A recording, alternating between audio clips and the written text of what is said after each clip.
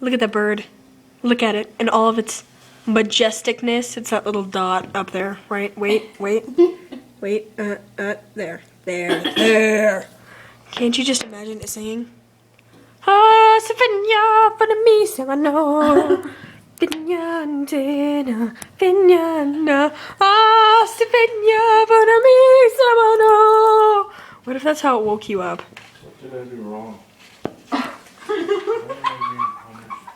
That's what the bird asks in the morning because it's my alarm. It's like, what did I do wrong in life? Look at it, it's a little speck now. Oh, he's got his butt towards us. Yep, nope, that's not acceptable. Not at the table. Not at the table for dinner. No. Specks, just, yeah. And then at night, when you wake up, he's singing, he goes, I always feel like somebody's watching me. And then you're like, dude, shut up. And he's like, okay, no worries. Hakuna Matata, what a wonderful phrase. Yep, that's my bird alarm clock.